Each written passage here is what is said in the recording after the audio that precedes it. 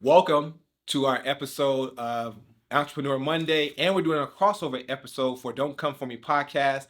And I have the distinguished pleasure of interviewing Mr. Francisco Jara. Francisco, thank you for coming on. Tell the people who you are, what you do, and I'm excited to get right into it. But let me also say thank you for making time out of your busy schedule to do this interview with me. Yeah, absolutely, James. Well, thank you for having me on. Absolutely. It's a pleasure to come and share some time and space. And Yes. obviously, we've been getting to know each other the last few months a little bit more. And Yes. so it's a pleasure.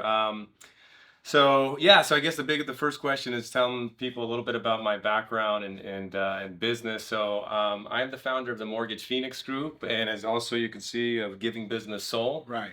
And that's really a lot of where my passion lies is inside of the Giving Business Soul. I have been an entrepreneur now for 24 years.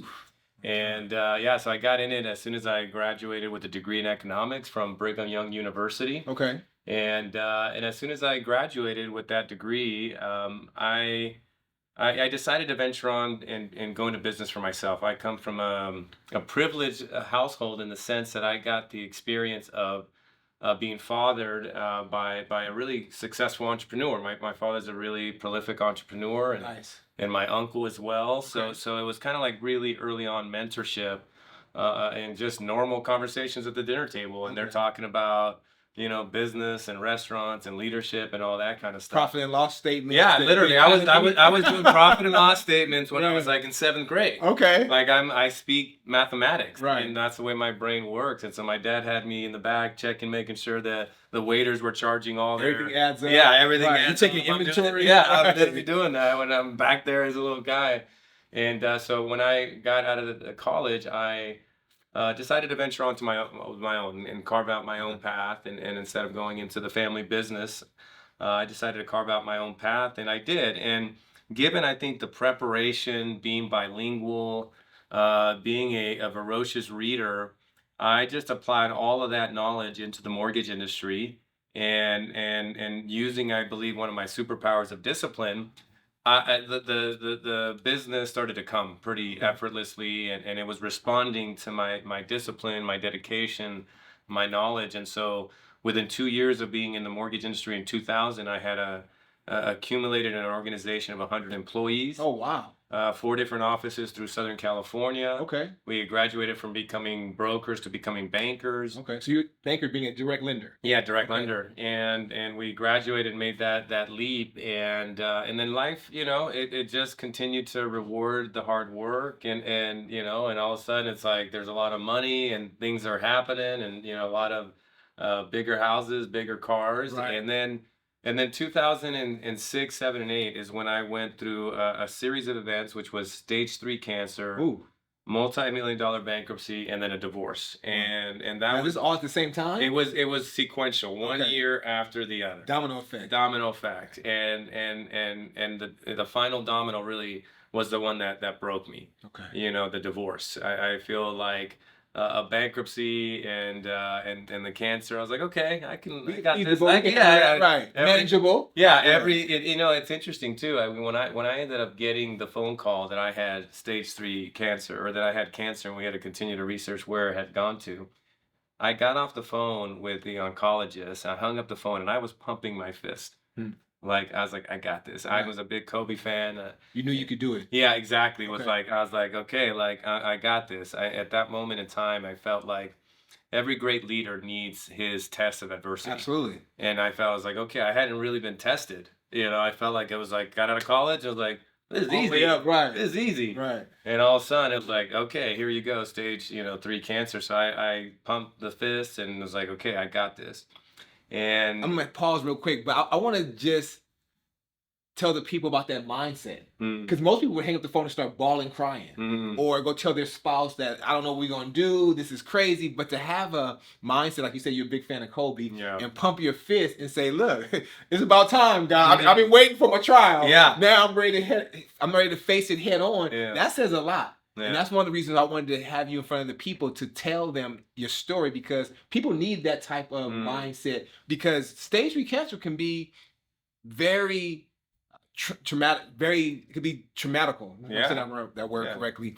And it could be to where you could lose your life. Sure. But you're saying, look, bring it on, whatever it takes. I'll deal with it. Where people may have bills or a car note or a family member with a cold, that's something even greater that you were able to persevere from, and you're still here. And I just want to acknowledge and highlight that. If you can get through that, then you can get through anything. Yeah, well, thank you for that. Yes. I guess when you're doing it, it just kind of came so natural, Right. And it was just like you said, though. It literally was kind of the what registered. I was like, this is my test. Right. This is my test. Like this is, and it was interesting too. Even then, I had read Lance Armstrong's book maybe 6 months prior. So my stage 3 was testicular cancer. So it was exactly what Lance had gone through. Right. And it was like I had become a fan of that book, and then all of a sudden 6 months later I'm in the same predicament. Situation. Yeah, and it was like, okay, here we go. So. But by the grace of God, I was able to come through that. Went through 12 weeks of chemo and went through the process of losing the hair and doing all that, and then the 2007 recession hits, and I'm on top of the grenade that practically sinks the whole world, which is the mortgage industry. Right. Exactly. That was the epicenter. Right. Mortgage and real estate. Exactly. And it was just like it imploded. Yeah, it imploded, and all the money that I had saved, I was trying to save the business, and it wasn't the best decision, and so I had to go through that process.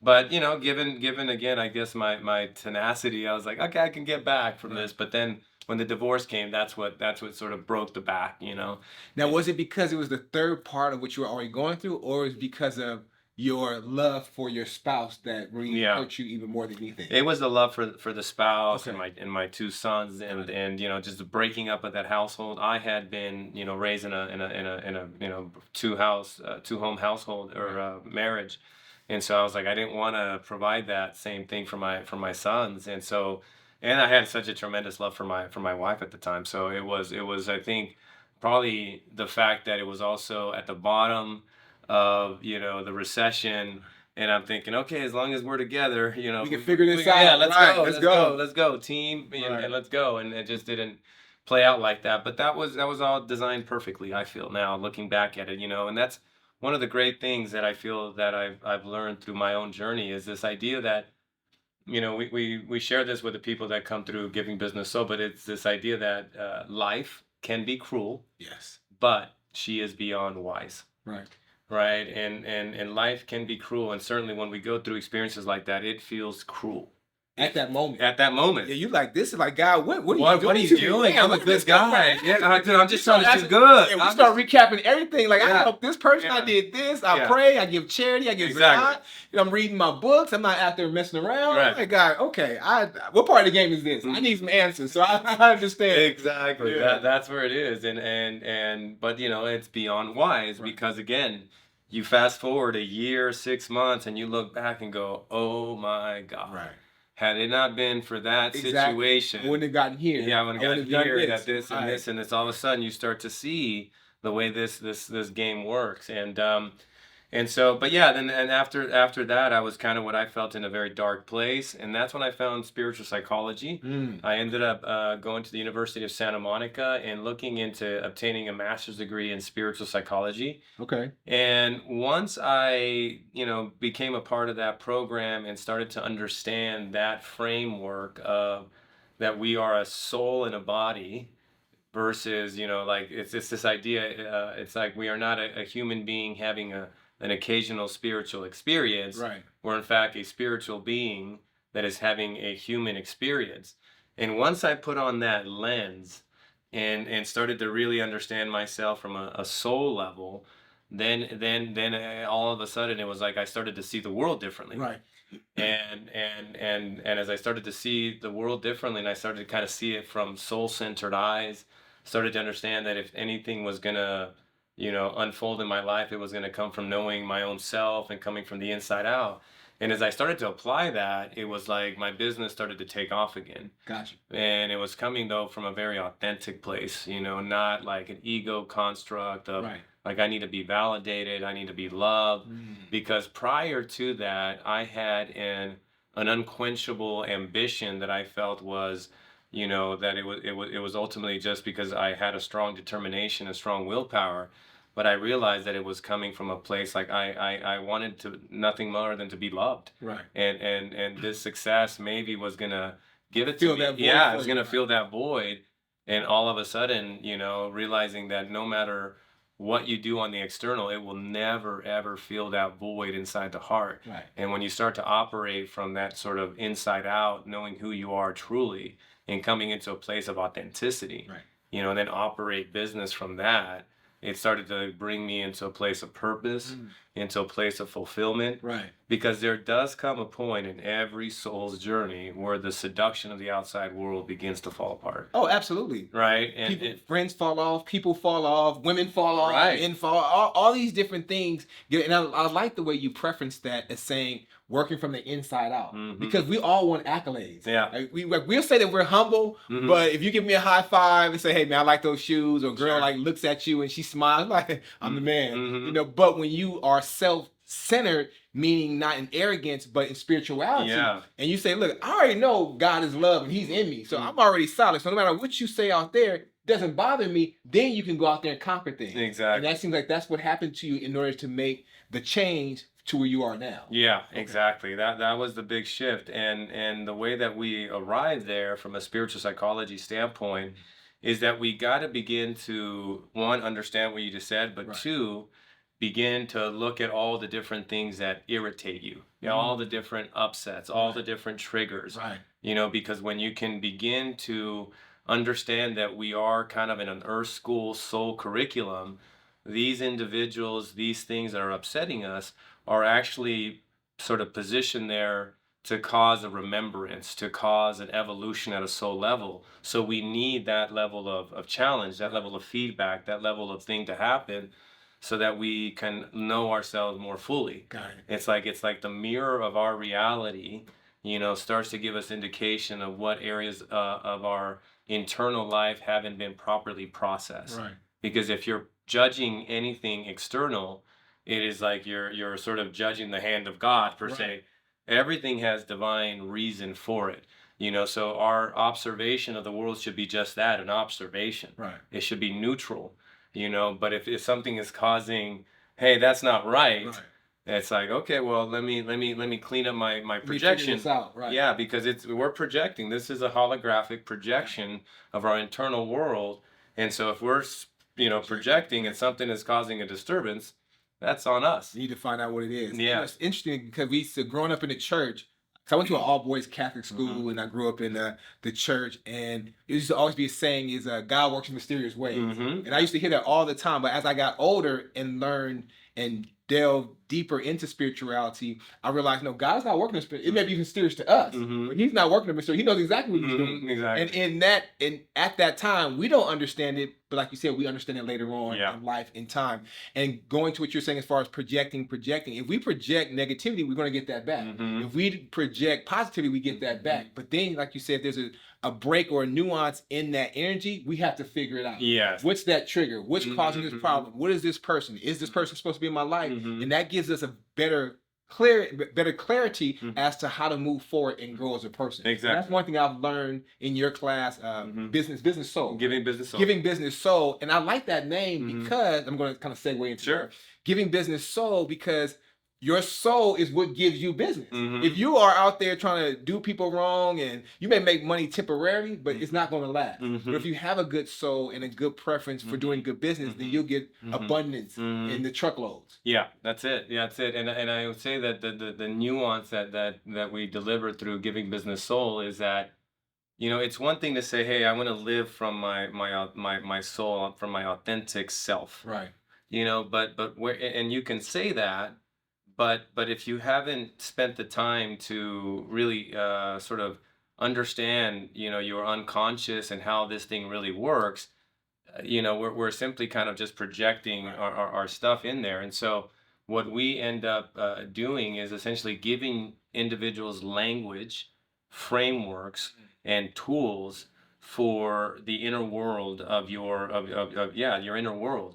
And so that you begin to identify where the shadows are, where the things that are self-sabotaging. Right. Kind of what we were saying before this thing started, it's like we already all know what to do for the most part. I mean, anybody that's a mature or been in business for a little while, I mean, there's plenty the basics. Yeah, the basics, but yet we can't get it done. That's right. We can't do the deed, and so the reality is we have to just sort of get out of our own way. But in order to get out of our own way, we have to really know the language of how this thing operates. And I believe that the entire world is starting to realize, like, oh my God, it's my own self that's sort of self-sabotaging. And let me begin to identify what those areas and patterns are. But in order to do that, you need the language. Got it. You need the frameworks. That makes sense. And then once you start to go in there and you start to draw in the ego complexes that got laid in when we had traumas and negative experience, the ego came in to create a protective mechanism, and that's an ego complex that you don't even know is operating you. You know it's existing. Yeah, Right. yeah, Right. and it's literally yeah. it's just kind of doing its thing. Right. And so what we do is help individuals sort of integrate those ego complexes, and as you do that, what literally starts to happen for people, it's kind of like your soul is underneath all the rubble. Right.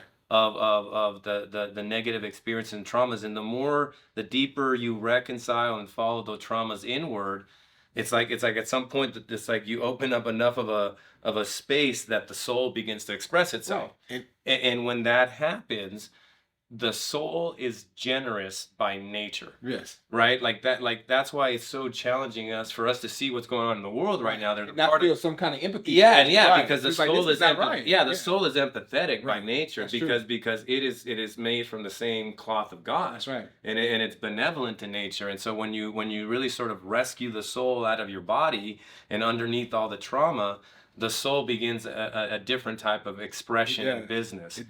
Then it's like, then you're in service.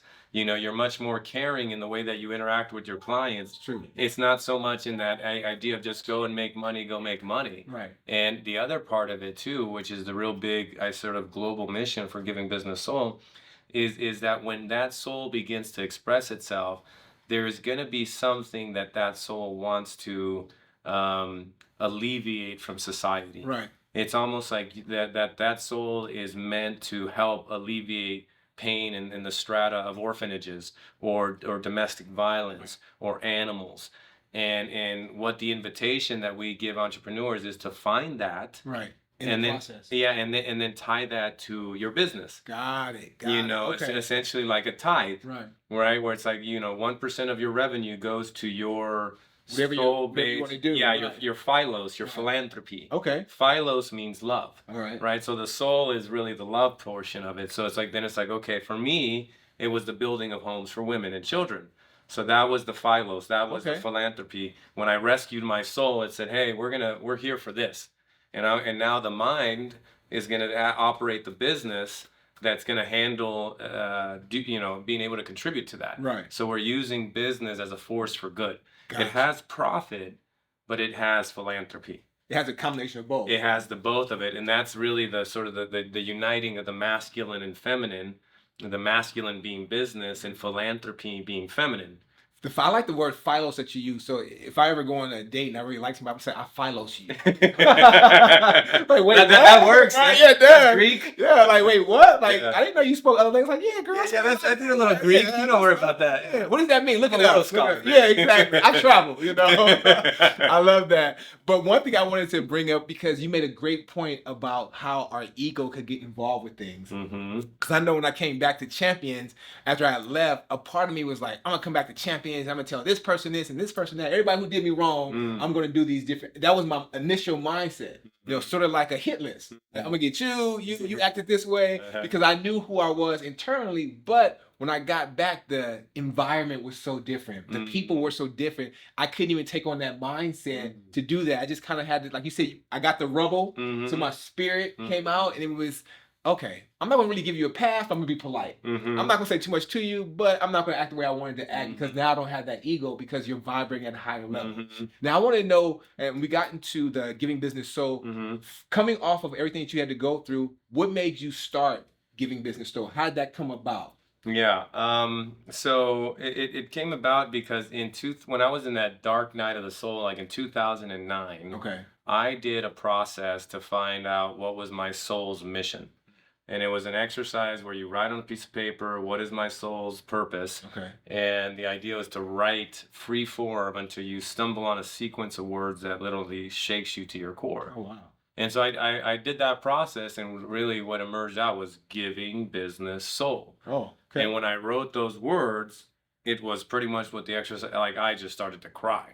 And I didn't know what was the significance of it, but the sequence felt important, that this was meant for me because I was just in such tears about it. Okay. And so I tucked it close, didn't realize what it was going to be. But as I continued on with the Mortgage Phoenix Group, and I started to bring that philanthropy and business within one organizational structure, and it kept having sort of being, I feel what I call it is just being obedient Okay. to sort of that inner voice that continues to guide us and sometimes doesn't make any sense, any logical sense. Right. And if you continue to be obedient to that, I feel like, you know, your dharma, your true soul's reason for being here continues to open. Right. You know, and because it kind of feels like it's a whisper from, you know, God or the soul, or it's just like, hey, go here, you know. And I just kind of kept following what I call the breadcrumbs, Okay. and the breadcrumbs of God, and just kept going.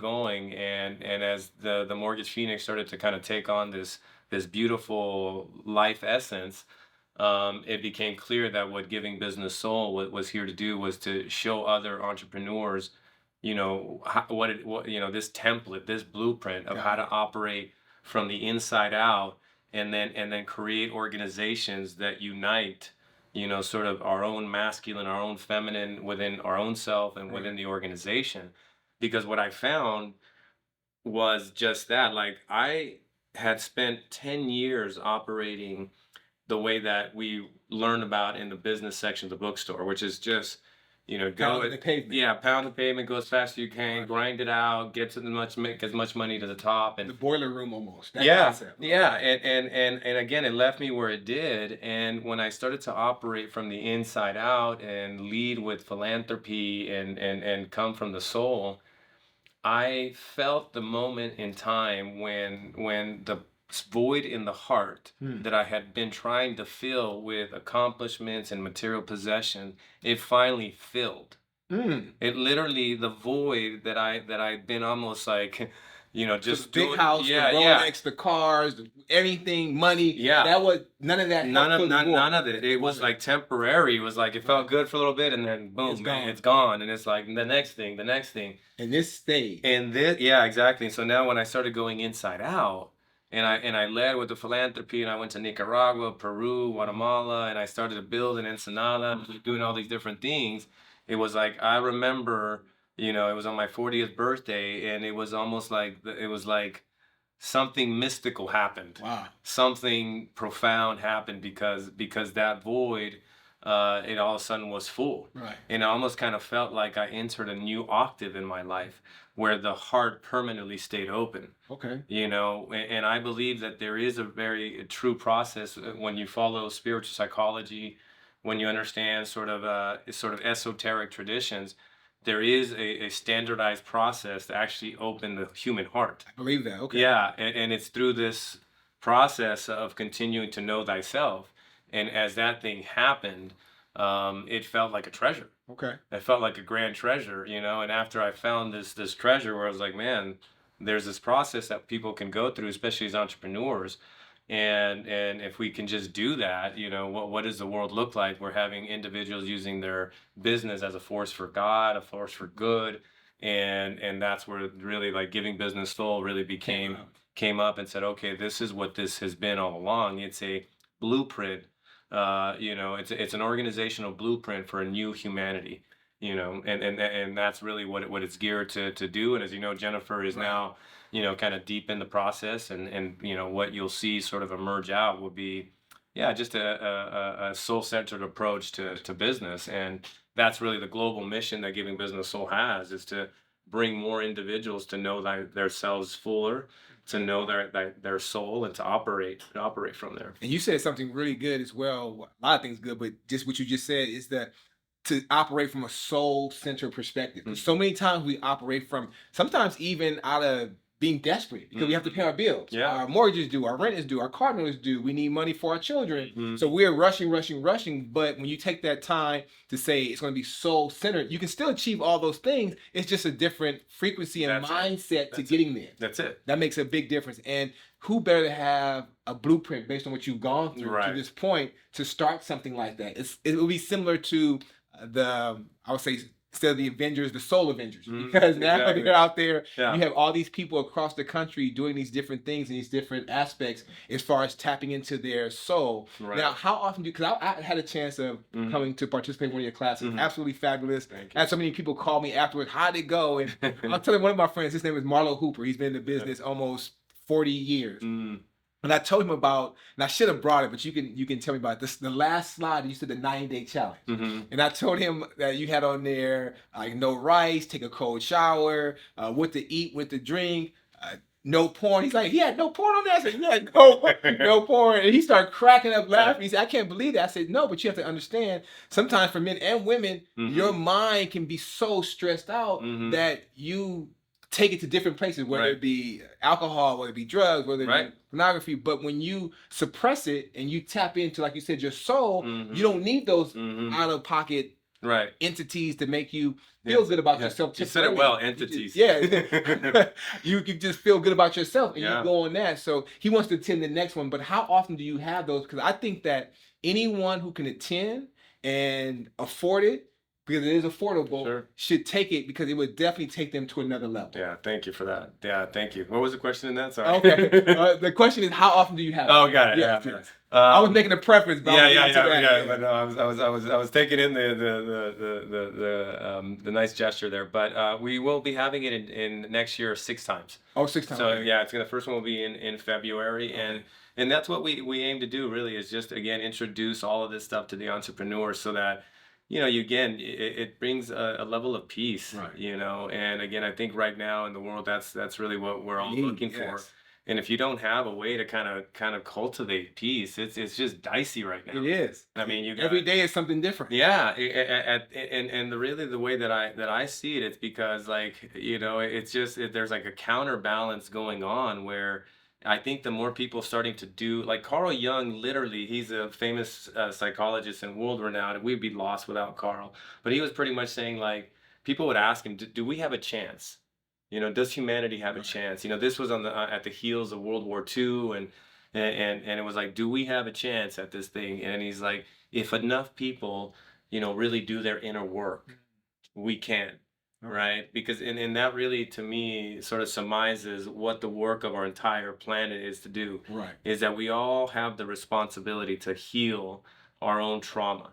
You know, we have been incarnated into a construct that has been sinister and traumatic for the human soul. Absolutely. I mean, for the last few thousand years, if you just take get yourself out of religions, out of cultures, and just see the human story. It is filled with the deepest of trauma, and it's in all of our genetic lines. No matter what culture you're from, there is just so much pain. There's so much pain in there, and we can't. We now again just have the responsibility, like, to go and do that. And I believe that as more of us are doing that, because I do feel like it's the zeitgeist. People are starting to talk about trauma. They're starting to have this language. And the more people venture into healing, I think the more darkness we're going to see. There's like a perfect almost proportion, like, because we live in the law of polarity. It's like, if we're going to see more light, we will see more dark. But I feel like that's a good thing. Yes. You know, because we have needed the dark to wake up. Because we were literally in a construct of almost in the Matrix. We're in the Matrix. That's why the 1999 that movie just kind of hit a bombshell. It was like it was speaking to our soul. Our soul knew, it's like, something's not right here. This feels accurate. This feels really close to reality, you know. And so I think that's really to understand that, and you know, I think again we have the responsibility to do that work, and I think as enough of us do, it's almost like I feel that matrix will start to you know, eventually come apart, and we get onto the work of developing a society that's just on higher principles. Right. This thing is just not We need not to it be right now. this is But not it. having people, giving people that light and information, because I know that I was in a dark place at some point in time. Of course. Like I was saying, I have 3 different things going on at one time, and I feel so calm right now, more than I've ever been in my life, because I've learned how to, one, vibrate at a higher frequency, not to let my anger or triggers trigger me to where I'm out of my own context as far as who I am as a person or who I am as a man. And if you can subside those things and become better, then it helps everybody and everything around you. Because now it's like, okay, what did you do? Yeah. Are you taking meds or Exactly. that Tylenol? Like, Yeah. what class are you going to? Yeah. How are you becoming that? Because people say, I knew you when you were this, but now you're that. How do I make that transformation? Exactly. And that's how it comes into it. Really quickly, because I don't want to hold you. Tell me about the Mortgage Phoenix. How is that going for you? And how is that process as far as a company? Well, that's the Mortgage Phoenix has been, I think, the labor of love. Okay. You know, it's the development of this entire blueprint became the sort of operating system for it. And you know, and really leading that organization was, I think, the process that I used to hollow myself out and to come in to know myself. And what I mean by that is that I believe that relationships Right. and the people that we are in relationship with have this greatest capacity to actually evolve us, right? Because they hold the greatest mirrors for us. Well, the people we're closest to in our life know us the best and Right. have the capacity to reflect back our great things, but simultaneously our dark things. That's true. And when you have the understanding that the game really is to integrate our own projections and our own darkness, relationships are extremely valuable for the person seeking truth and to live from their soul, because it gives you a template to really begin to reconcile quickly, because Right. it's in your face, Right. you know. But business is a relationship. And so I spent, you know, 7 years in a sort of a celibate pathway, and I was not in any relationship other than with the Phoenix. Oh, wow. And That's commitment. yeah, and so the Phoenix continued to reflect back to me my own areas that I needed to grow, you know, where I felt like not worthy, not good enough, you know, where I'm not doing sufficient, because it was like I knew I had this vision to do this thing, and as it wasn't there, it kept my, you know, sort of hitting my insecurities. Got you. And then that gave me work to do. Right. You know, it gave me visibility of my own pains of still feeling like not good enough from being a child, Right. you know, and it gave me more material to work with. And it gave you a purpose, it sounds like. Yeah, purpose and material. And I think for me, the way that I see it, in order for you to evolve into the greatest version of yourself, you need material. You need shit. You Right. need manure. Right. You know, and You have to grow. exactly, that's really the game. Yeah. And the manure comes from your relationships. That's right. Right? Because it's like, if you look at them, it's like that's where the challenges are. That's true. That's And true. it's like, if you can start to see that and go, oh shit, I'm projecting my stuff there. That person pissed me off because that's an unresolved aspect of myself. Oh, I never forgiven myself for cheating, and that person cheating reminds me of my Exactly. all, you know. So then You start to notice so many different things in other people that reflect on us that could help us to do better if we want to do better. Exactly. And that's the key. We have to want to do Yeah, better. yeah. Because some people are happy where they are. Well, Some people like to be behind holes and jerks and narcissists and things like that. You have to want to come in internally and say, you know what, I'm going to change this about myself. Well, I think, yes, and I think you have to even know that that's one, like, possible, and how to even do it. Right. I don't think any soul on the planet has come here to be mediocre and just kind of live subservient lives. Like we all want greatness. Correct. But if somebody just gave you the language for it or the entire playbook, say, hey, you're kind of lost. You're operating backwards. Right.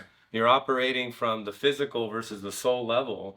And if you start to operate like that, here's how this construct really works. Right. Here's the real playbook. Here's the real sort of Here's the blueprint. yeah, here's the I've already blueprint. been through it. It's you're in a video game, and here's the rules. Here's the whole thing. And before that, you didn't even know the damn rules. You know, it existed. Yeah, you didn't know anything. And even here in the United States, I mean, or even to the degree, not only do we not know how the construct works and how the language of the soul, but then our bodies have been tortured. You know what we need? Yeah. I just had to give you this idea really quick. Yeah. We need a it's called something. What is this? The event is called Soul. What is it Yeah, called no, again? the Ascension Summit and Giving Business Soul. We need a Giving Business Soul ebook. Yeah, exactly. No, seriously. Because if you can Mm. give that to someone to where every day, so you say, okay, you may download it for, I don't know, Yeah. $1.99, Sure. $9.99, and it goes towards what you're already doing Sure. as far as the houses, things like that. But if I have a blueprint now every day, starting now, I have to wait till 2024, and I can write down certain things about myself and reflect or journal, I think that would be tremendous. Sure. And that would be, I mean, obviously it's great marketing, but it would be mentally, spiritually, and physically helping me because I could check these boxes off where I may not see it. In addition to the relationships that I had that you just spoke of, and I'm giving back to a wonderful cause, and now I'm coming to the event in February. Hell, everybody's winning. Thank you. That's a win-win. Send that piece to me. Yes, I will. Yeah. Let's get that to market. A little template there. Yes, and that's copyrighted, so do not try to take that. We're on that, but I like that because, like you said, people don't know that they can do this. No. But when you have someone of your caliber that's been through what they've been through, then it gives them a reflection of, I can do it. He's done it, I can do it. He's a survivor, I'm a survivor. And that's the encouragement that we want to give to people as they watch this or hear it or see it. And that makes all the difference in the world. And that's where real change comes in. Because once you see it and now you believe it and you've projected the positive aspect of it, you know it can be done. Right. Yeah. It's pretty much like that. That's what we say, is that we give people the tools, the language, the frameworks, and the orientation. Right. And the orientation means, like, you've been operating invertedly. You've been operating from the external to the inside. So now you're going to work from the inside out. Right. So we're going to work from the soul. That's the orientation.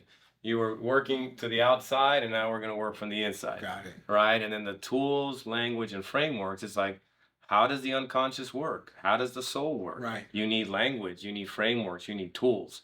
Right. And that's what Giving Business Soul is doing. Is saying, here you go. Here are your tools. Here's your frame. Here's the orientation. And then here's a community of individuals that are on the path with you. And we say to the people there, we're not your guru. Right. We're not, it's like, we're not here we're just here to sort of point the direction, say that we're brothers on the path. Right. That we're just trying to clean up our own shit just like everybody else. We just been doing it a little bit longer. We're not perfect. And I think that that's a nice approach, versus, there's a lot of coaching platforms that are like, want you to stay in these very long contracts. It's like, no, it's like, here's your tools, man. Go for it. You got to go out there and make it happen. Go make it happen, and just unlock you so you can fly, and let's go. What is the saying where it says you could teach a man, you can give a man fish, but if you teach a man how to fish, he'll never go hungry. That's it. That's the concept. Yeah, exactly. That remnants is what you're saying. Yeah. And as we're doing this, I'm thinking about the James Brown song, I Got Soul. Yeah. So we need to make that your theme song for the next event. Start off with that song. I Got Soul. I like that. I like that. Because that aspect of the soul is just what it is. Mm-hmm. Because when you dig into your soul and you see so many different aspects, like in the class, the one lady said when we did the breath control, we closed our eyes and we had to take it from the stomach, chest, and then let it out. She said, hell, I didn't see nothing. But she said that in that time of not seeing nothing, I almost saw everything because I was calm. And she was saying how calm she was in that process. So even though it wasn't anything dramatic, it helped her in that short period of time of doing that breath control. And if you can do that, and that was maybe the last 30 minutes of the event, then everything else is going to take you to another plateau of your life. Right. Yes. And it makes a big difference. Oh, yeah. Yeah. The breath work is a simple way to... Because what you're aiming to do, like you said, is just kind of create that stillness inside. Correct. And then as you start to get a little bit quieter, the mind begins to quiet. You can start to see some of the areas that need to be seen. And you're right. I mean, I think that, it's clear that the world is waking up, and I also do feel like there is this direct relationship between the amount of pain that the human collective is experiencing. Like, without this trauma and the reliving of this ancient trauma that we're experiencing on the planet right now through these wars, it's like it's giving the collective an opportunity to grieve, right? Because what I feel that is the issue is our necessity to really open the human heart, right? And the way to open the human heart, there's only one way to do it. You have to face your own suffering, right?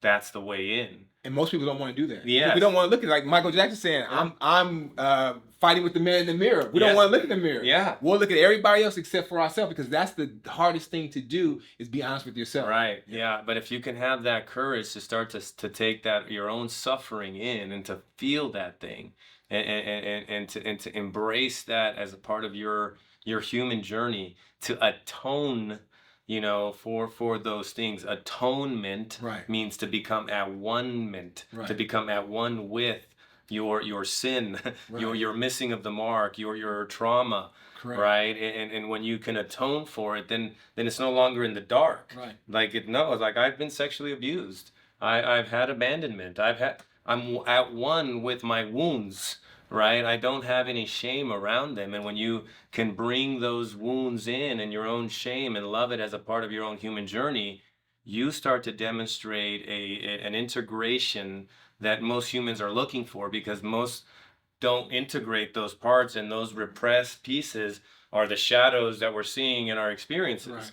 Right. But when we have that courage to go in and do that kind of work, it's like we immediately begin to influence those around us, because it's vibrational in nature. We've taken that shame that's very low in frequency, and we brought it into love. Right. And all of a sudden You start vibrating at a higher level. yeah, because that shame is now, you become at one with it. That's right. It's not, hey, there's It's not no embarrassment anymore. there's no more Yeah, embarrassment. exactly, because everybody knows. Yeah, and perfect vulnerability is perfect protection. That's great. Right? Perfect vulnerability is perfect. Like, I have had all of these things happen. Right. Nobody on this planet has gone through this journey without having trauma, pain, negative experiences, heartbreak. And that right now, I believe that what we need to do is break the heart. That's right. Right? The greatest music, the greatest art come from a From broken heart, heart. yeah. It comes from a broken heart. Yeah, the best R&B songs are when a man or a woman gets their heart broken and they Exactly. start writing. Exactly. That's a hit. That's a All hit. the world, That's yeah. because it's pure, authentic, Yeah, just, your soul being poured into it. And imagine entrepreneurs who have we're the power structure right now, as I mentioned in the event. Like, we have been shifting power on the planet. It went from kingdoms, churches, government. Right now, business is the power structure. Right. And if that's the case, and entrepreneurs have the ability to just shift the power structure by showing up differently. That's true. By facing our trauma, by facing our pain, by having our hearts broken. Right. Right? So that we can begin to express, so we can become the hands and the feet and the voice of God on the planet. That's right. And start moving this thing in the right direction. So I did a segment, my very first episode of the podcast, I did a segment called Rising Above Emotions into the Thinking of God. Mhm. And it was a study guide that I had, and I dove so deep into it about the limbic system in the brain and where emotions come from, Yeah. and how God reacts, how you react, and everything you said just reminded me of that. Then it also reminded me, if you've ever seen a 12 Mile with Eminem, Mhm. his last rap battle, he raps about everything about himself. Yeah. So now the guy's like, well, Yeah, damn, I can't yeah, say yeah, anything yeah. now. And Exactly. that reminded me of that. That was a good analogy, because he said, my Exactly. mama's this, my girlfriend's that. He's like, damn, I can't say nothing about it. Exactly. Because once you put it out there, You got now it. you're clear, and then he You got ended up winning that rap battle. You got So it. that makes a big difference. Yeah. So Francisco, thank you so much, man. My I pleasure. greatly appreciate you coming out and giving us this information, giving us the testimonial, giving us everything that we need to be able to learn about ourselves. And I'm hoping that people who watch this would be very inspired, would be very motivated, and will not have any excuses not to better themselves. 'Cause I've done the same thing. Come to your classes, reach out to you. Before we go, also, they can reach out to you about the power solar. Right. A lot of people are doing that. I'm doing that as Yeah. well. That's a really good aspect to add to your business, since people are already doing it, especially in the mortgage and real estate business. Find him on all the social media platforms, and I hope this helps, and we'll see you in the next episode. Thank you, everyone.